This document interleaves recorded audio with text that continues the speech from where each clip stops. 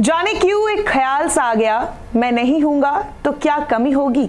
रेखता का ये शेर देश की पूर्व विदेश मंत्री और बीजेपी की फायर ब्रांड नेता सुषमा स्वराज के लिए फिट बैठती है।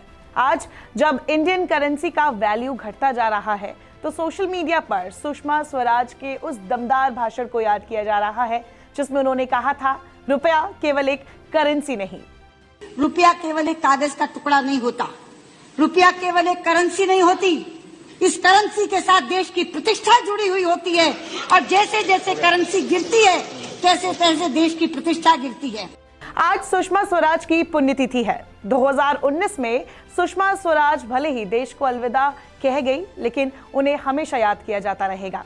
सुषमा स्वराज ने विदेश में संकट में फंसे भारतीयों की हमेशा मदद की। तभी जब यूक्रेन और रूस के बीच युद्ध शुरू हुआ तो भारतीय लोगों को सुषमा स्वराज की याद आई। वो एक मिलनसार, बेहतरीन वक्ता और बेहतरीन नेता के रूप में जानी जाती रहीं।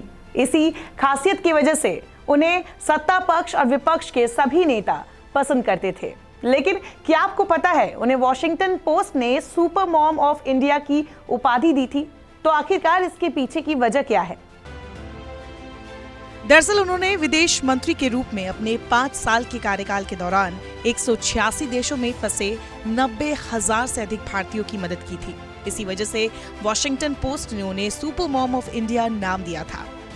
14 फरवरी 1952 को जन्मी सुषमा स्वराज के माता पिता पाकिस्तान के लाहौर में धर्मपुरा नाम की जगह से थे, लेकिन बंटवारे के बाद वो अपने परिवार के साथ भारत आ गए।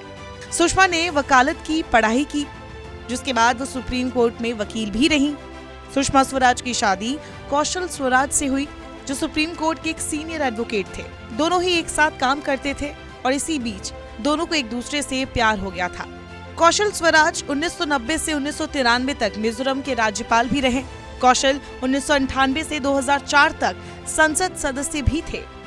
बात सुषमा की करें तो मोदी सरकार के पहले कार्यकाल के दौरान 2014 से 2019 तक उन्होंने विदेश मंत्री के रूप में काम किया।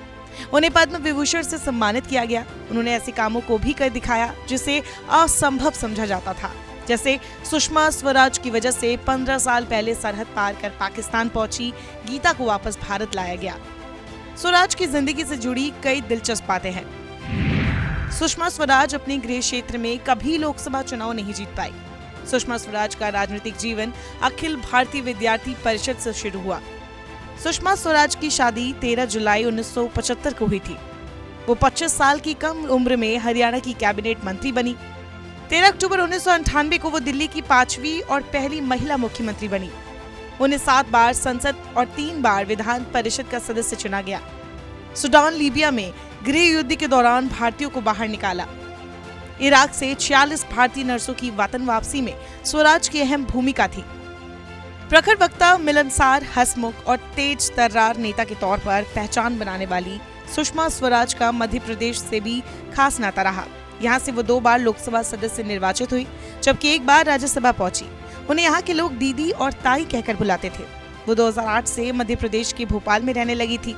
तभी आज उनकी पुण्यतिथि पर मध्य प्रदेश के मुख्यमंत्री शिवराज सिंह चौहान ने भी उन्हें याद करते हुए श्रद्धांजलि दी। उन्होंने ट्वीट में लिखा, आज आदरणीय दीदी सुषमा स्वराज की पुण्यतिथि है। उनकी बहुत याद आ रही है। बस उनका मुस्कुराता हुआ चेहरा बार बार सामने आ जा रहा है। कई बार ऐसा आभास हो रहा है कि वो मुझे स्नेह से समझा रही है कि इतना काम मत करो, अपने स्वास्थ्य का ध्यान रखो, जैसा कि वो मुझे अक्सर कहा करती थी। इसी के साथ मामा शिवराज ने अपने ट्विटर वॉल पर स्वराज की कई पुरानी यादें भी शेयर की है। सुषमा स्वराज के बारे में एक और बात कही जाती है कि उनकी याददाश्त काफी तेज थी। वो कहीं भी जाए, लेकिन एक बार मिलने के बाद वो किसी का नाम भी नहीं भूलती थी। कहा जाता है कि जब वो विदिशा चुनाव लड़ने गई तो बहुत कम समय में उन्हें यहाँ के एक कार्यकर्ता का नाम याद हो गया था। वो कार्यकर्ता को नाम से ही पुकारती थी।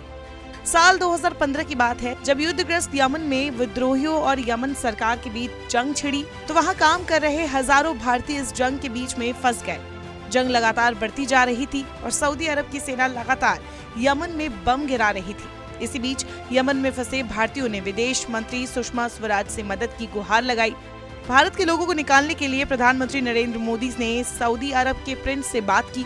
वहां उनसे आग्रह किया गया कि भारत के फंसे लोगों को निकालने के लिए थोड़े समय के लिए हमला रोक दे तो भारतीयों को सुरक्षित निकाला जा सकता है।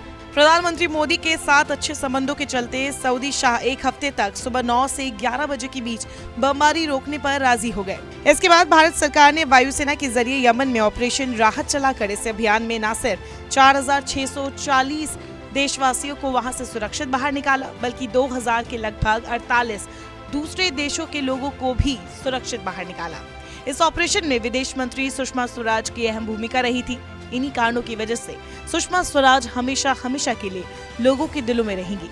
स्वर्गीय सुषमा स्वराज देश की उन चुनिंदा मंत्रियों में से थी जिनकी पहचान उनकी पार्टी से नहीं बल्कि उनके काम और व्यक्तित्व से होती थी और होती रहेगी। बाकी उनकी कमी शायद ही कभी पूरी की जा सकेगी। नमस्कार, मैं हूं मानक गुप्ता। अगर आपको हमारा ये वीडियो पसंद आया हो तो इसे लाइक और शेयर जरूर करें और हाँ, हमें सब्सक्राइब और फॉलो करना ना भूलें ताकि आप देश और दुनिया की कोई खबर मिस ना करें।